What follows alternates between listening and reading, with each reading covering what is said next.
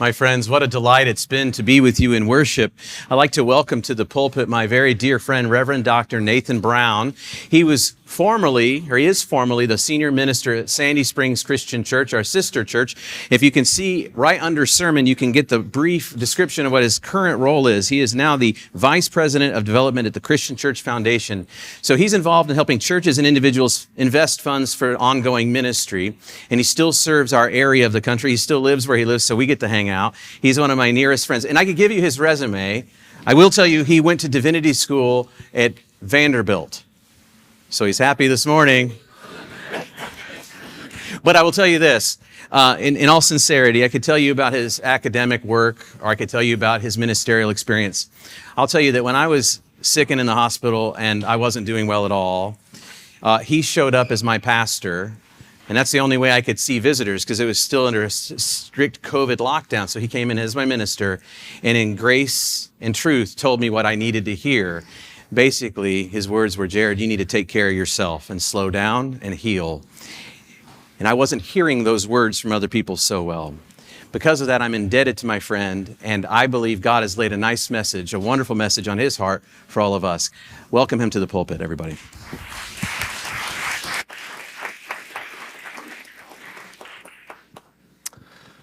Well, good morning, Peachtree Christian Church. I bring you greetings from the Christian Church Foundation. And as Jared has already mentioned, I am your new Vice President for Development in the Southeast Zone. And on behalf of the foundation and myself, I want to thank Jared and all of you for inviting me to preach, especially on such a special, even historical Sunday. After all, Jared tells me, as you've heard already this morning, that today marks the beginning of your centennial celebration, a year-long observance to honor 100 years of doing ministry here in Atlanta and beyond. Of course, today also happens to be the conclusion of your stewardship emphasis, what you call Consecration Sunday. This morning, you'll have the gift and the opportunity to bring forward your stewardship commitments for the coming year, which will bless this congregation, your community, and the world to the ministry you faithfully live out. I also have the blessing of sharing and worship with you on a day that you're celebrating the baptism of so many young people within the life of this church, the beginning of an important journey for each of them. Not to mention today is what you all refer to as your Heritage Sunday, the day that you remember the past, from whence you came, the saints that led you to this moment, and an opportunity to thank God for the ministry that has been the Christian Church Disciples of Christ and Peachtree Christian Church. This is a special day of worship within the life of this congregation, and I am truly honored to share in it with all of you. Although, if I'm honest, while I'm heartened by all that you're observing this morning, I'm particularly encouraged to know that congregations continue to observe on an annual basis their specific heritage. Or at least for reasons I don't fully understand, many churches have stopped having a day to mark their particular legacy. Anniversaries, yes, but heritage, well, that's a little different. I don't know, maybe it's because sometimes it's hard to go back to the past. Perhaps it's painful. Although for some it may even be difficult when it's celebratory. Going back is not always easy. Or maybe it's the opposite. Maybe it's because technology in this fast-paced world is moving us forward so quickly it's just easier to live into the future, to consume the next thing in front of us and simply carry on. Regardless, it makes sense with a history as rich as peach trees, a ministry as vibrant and as vital as you all have had, to take a day to honor that legacy. I mean, just look around you. This sanctuary alone is one of, if not the most beautiful of sacred spaces among all disciples' congregations. With the help of God, you built this cathedral for the city, and thousands of people have been able to connect to the God we know in Jesus Christ in profound ways, strictly by virtue of having had the opportunity to worship in this space. Not to mention the countless lives you've touched through the entirety of your ministry for these last 100 years. You might say, that the ministry of Peachtree Christian Church is evidence that Paul, in his second letter to the church at Corinth, which we've heard again this morning, is in fact right. You most certainly reap what you sow. Or to put it differently, you get out of something what you put into it. Albeit, as you know, as long as it's in the right spirit. After all, it is one thing to give, but it's another, as Paul says, to be a joyful giver. While I was serving a church in Kentucky several years ago, I had a mentor by the name of John Wesley. He had served as senior minister of First Christian Church in Bowling Green for more than 18 years. Not long ago, the Christian Church Foundation created a video about their church, specifically emphasizing the church's permanent fund, which they had been intentional about growing over the last several years.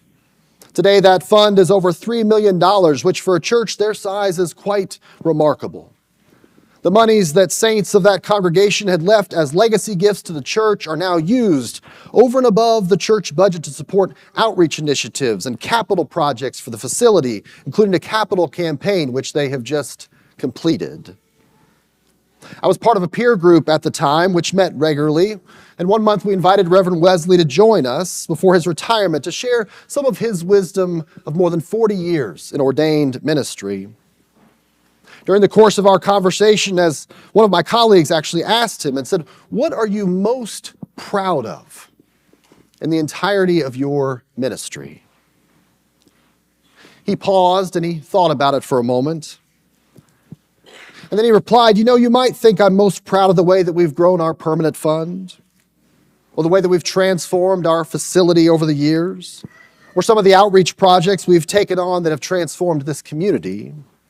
And don't get me wrong, I'm certainly proud of all those things. But the truth is, I'm most proud, or maybe proud isn't the word, I'm most humbled by a letter that I received from one of my congregants recently. She wrote this: "I'm grateful to you for being a pastor to a church where everyone is truly welcome at the table. There is no church in our community where this is true. No matter who you are, where you're from, how you vote, your ethnicity, your socioeconomic status, we all truly feel loved because of the openness of the table in this church.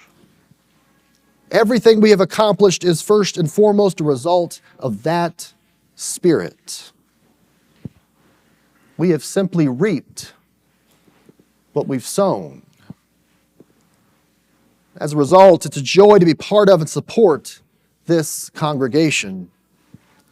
And I thank you for leading us to this place. You reap what you sow. God loves a joyful giver." Notice Paul ties both of those statements together intentionally. You can sow seeds all day long, but if they're scattered begrudgingly, or with strings attached, or strictly out of obligation or guilt, you'll reap fruit that doesn't quite taste as good, that isn't quite as bountiful as you'd hope, that doesn't quite feed all that you had prayed it might. But if you sow seeds of generosity, without expectation of a return, that are only sown with love and respect and care and honesty, well, you will reap what you sow. 5 loaves and 2 fish will be enough to feed 5,000. A few containers of water can be transformed into enough wine to satisfy a wedding party for days. And one life given in love can have the power to change the world forever. Because you see, faithful stewardship isn't a series of transactions. No, it's a way of being in the world. Our entire lives are to reflect the image of God in which God creates us, that image being of joy and generosity and love. Friends, we were not created to give. We were created for stewardship. We were created to care for God's creation, to acknowledge that we are not our own, and to live lives that reflect God's abundant grace. And if you don't believe me, I want you to think for a moment of a person in your life who embodies the idea of loving their neighbor, of living generously, someone whom you would epitomize as being a good steward. And I want you to remember their eyes, the lines on their face, the turn of their mouth. And I want you to hold that image for a moment. And then I want you to think of someone who never seemed to think of anyone but themselves. Someone who's self-centered. Someone about whom others might refer to as perpetually cynical and pessimistic. And I want you to remember their face, to think of their eyes, the turn of their mouth. When you look at those two faces in your memory, can you see one who's living the way we were meant to live and one who has completely missed the point? Or to put it as Paul does, can you see how both are reaping what they sow? Of course, the trouble is that the world sees in the church today more of the latter than the former. Whether it's true or not, it seems to be the way we are perceived. Or at least according to every study and survey that's been done the last 20 years, that's what participants indicate to us. That when they think of the church, instead of thinking about faces that embody love and generosity and inclusivity, they see faces that reflect words like judgmental and exclusive and hypocritical.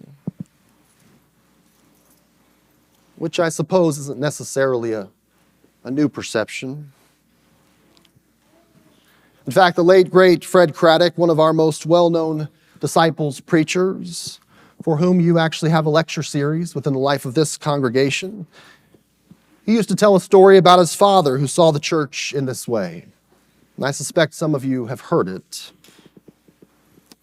He says that my mother used to take us to church and Sunday school, and my father, well, he would never go.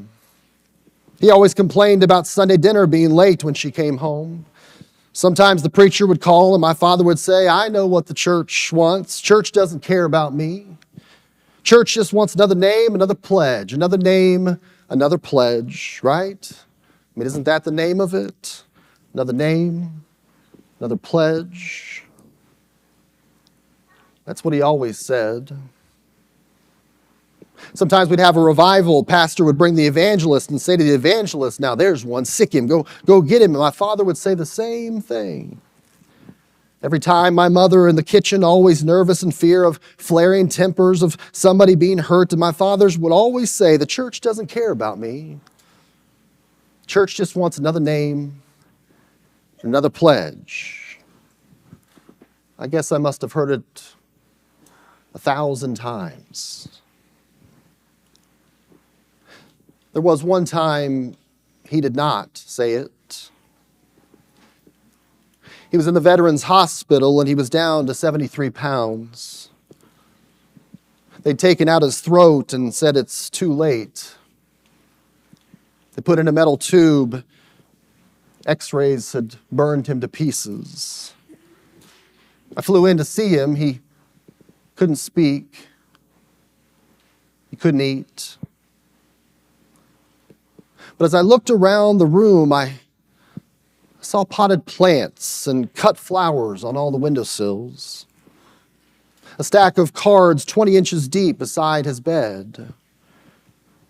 And even that tray where they put his food, if he could eat, on that even was a flower.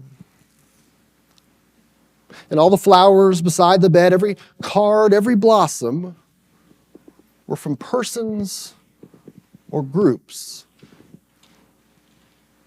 from his church. He saw me read a card. He could not speak, and so he took a Kleenex box and he wrote on the side of it a line from Shakespeare. If he had not written this, I could not tell you this story. He wrote, "In this harsh world, draw your breath in pain to tell my story." I said, "What is your story, Daddy?" And he wrote, "I was wrong. I was wrong."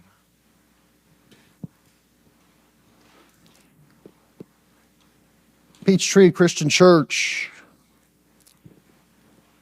continue to do now what you have done for over 100 years. And be those faces that reveal a people who have sowed generously and given joyfully. Do as Jesus did and keep proving this world wrong.